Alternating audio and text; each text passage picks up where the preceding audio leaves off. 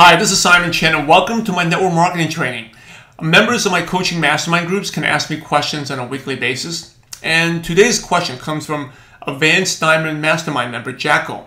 And Jacko from Sydney, Australia says, well, there's a couple questions here. Hi Simon, when I invite people to come and listen to the information session, when they ask me whether this is a business or part-time job, I told them that's a business and they get a bit intimidated and just refuse to come. So what should I do to get them to come and have a look before they decide? Second thing is, when I follow up with this girl, she thinks that this is too risky. She'd rather go back to work at a normal job, and I don't know how to answer that. Great, okay. So let's go over this basic prospecting skills here, Jacko. So first of all, I'm proud of you because you're going out there meeting people and you're encountering a lot of resistance and objections, which is good because every time you're going through this, you're learning about prospecting fast. Okay, these questions that you're going through are all things that I have dealt with many times. And as you go through this, you get experience. So you know next time this is how you deal with them. And again, there's no one way to handle the situation, but there's going to be multiple ways depending on the person. So I think right now it's great that you're going through this. Okay, I mean, I'm seriously say that because prospect is a non-stop learning process. Every situation is different, so you're learning how to handle it. For this one, okay, so I'm gonna give you a couple of things here. So when they ask you, this is a business or part-time job, you say business, they get hesitant. Okay, write this down. The easiest, what's the best way to answer a question? Okay, the best way to answer a question is with a question. Okay, so if they ask you, is this a business or part-time job? Ask them, what would you be interested in? Would you be interested in a business or part-time job? What would you prefer? Okay, that's one thing I'll ask them. And if you want to, with network marketing, if you want to kind of, and I know some people do this. Some people call it a business, a big entrepreneur business, or some people call it like a part-time job because you're working at home, like a work-at-home job, right? Depends on how you want to market, talk about the business. That's up to you. But I would ask the person, would you prefer a business or a job? And find out what they want. So if they say, I prefer a business, then you can talk about business, right? If they say, oh, I prefer a part-time job, then you go part-time job. You say, hey, so right now we have a business that's basically like a part-time job.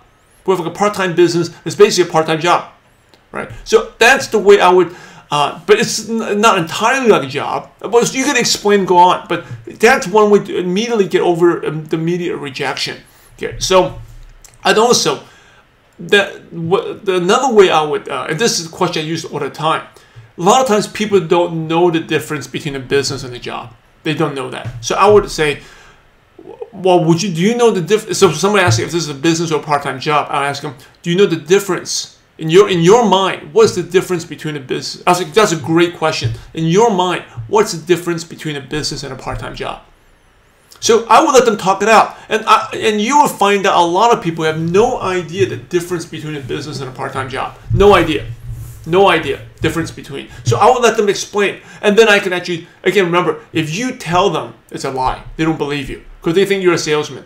But if you ask questions and get them to explain, elaborate, and they convince themselves, it's always true, right? Always true. So I would again ask them, say, what's the difference in your mind? What's the difference between business and a part-time job? And how I explain it. If someone says, "Oh, I don't really know the difference," so I would ask them. So, for example, what do you, Sally, what do you do for a job? So I work at Starbucks. She'll say, I work at Starbucks. So Sally, I'm sure, it seems you're very driven, motivated, you work very hard, right? And of course, she's going to say yes. So if you're working hard, and you love your job at Starbucks, are you getting rich? And she's probably going to say, no, I'm not getting rich. And I said, who is getting rich? Right? And she would say, oh, the owner of Starbucks, right? The shareholders or how it shows, the person who owns the Starbucks is getting rich.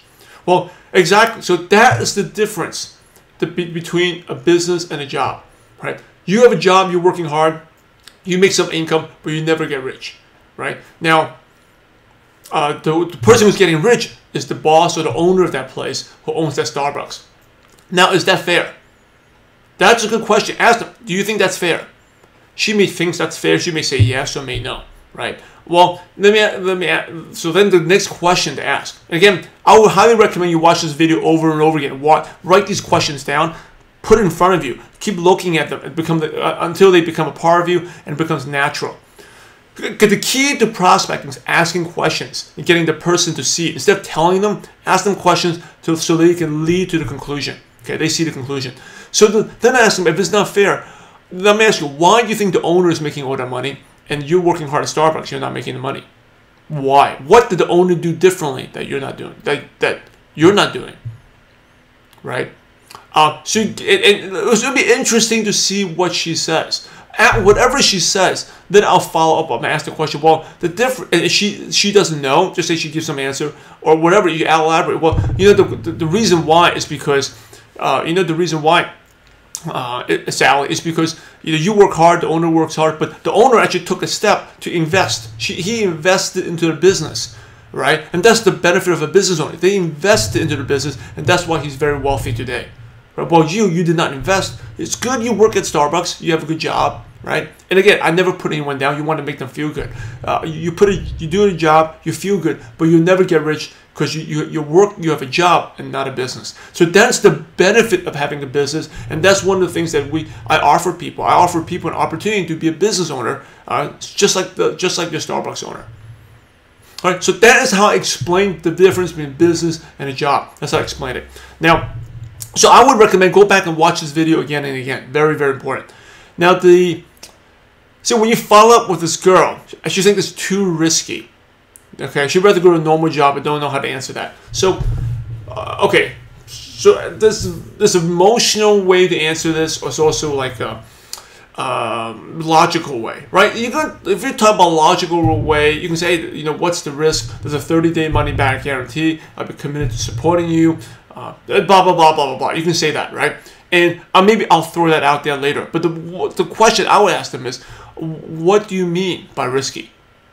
So that's a great question. One of the magical questions is, what do you mean? What do you mean by it's too risky? What do you mean by it's too risky? Right, it's too risky. What do you mean by that? So she may talk about it.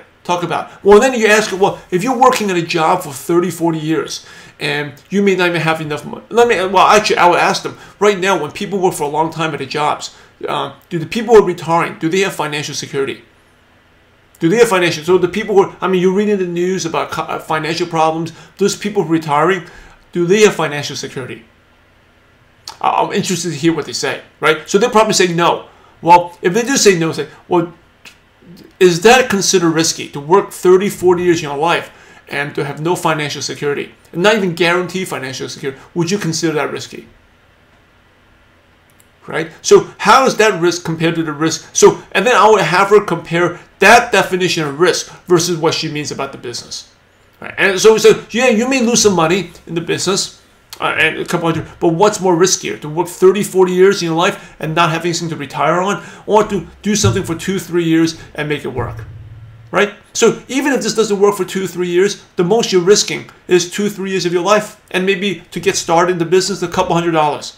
Other way, you work for 40 years, you wasted 40 years of your life, your whole lifetime. What would be more risky? Right? So if she says, okay, that's one way. Another way people say risky, and it's all about confidence. Confidence, Jacko. Confidence, and how you answer it. If you answer it like you're scared and timid, that's why you record yourself. The best way to do, have a recorder or iPhone. When you talk to people, record yourself. Listen to how you sound. Do you sound as confident as the way I'm presenting right now? Right? Because people buy the if you're really, really good, doesn't matter what you say. If you're confident, people buy you. Okay, that's why you see a lot of people, they're new in the business, they didn't even know. Like when I first started the business, I didn't know how to explain the pay plan, but I could sponsor people. But actually not when I first started. Like when I started really, because in his story, my first 4 months in business, I didn't do much. My first 2 months, I didn't do much. But once I started doing it, I became more confident. I was reading sales books, learning. Once I became more confident, even though I didn't know how to explain everything, I was able to sponsor a lot of people. So be confident. Now, getting back to the last thing is, if people say it's risky, again, answer this confidently. Say, hey, that's why in our company You know, we understand that. We understand this risk. That's why we have a 30-day money back guarantee. If you don't do, if for example it doesn't work out in 30 days, we'll refund your money 100%. So we solved that problem. So that is how you answer it. Hey, you know, our company solved that problem because we understand people like you, it's very risk. You know, they understand this risk and they're scared about it. So that's why we do everything to make you successful. And if you're not successful within 30 days, you can return everything and get your full refund in 30 days. No, so basically we take the risk. There's no risk to getting started. Would you like to get started right now? So that is how I answer it. That's how confident, exact tone I ask. I throw it out there, and again, it's about the confidence. All right, Jacko. So this has been This has been a longer training. We went through a lot of things about answering the risk, confidence, and again, how to explain the difference between a business and a job. I would go back and really listen to it and write those questions down. And it's how you know, again, don't tell people, lead people to the answer. And those are a great series of questions. So yeah, members of my mastermind coaching groups can ask me questions on a weekly basis. Those are the great questions that I post by Jacko in our Advanced Diamond Mastermind group. So again, thanks for watching on Network Marketing Training. This is Simon Chan, and I'll see you guys next time. Take care.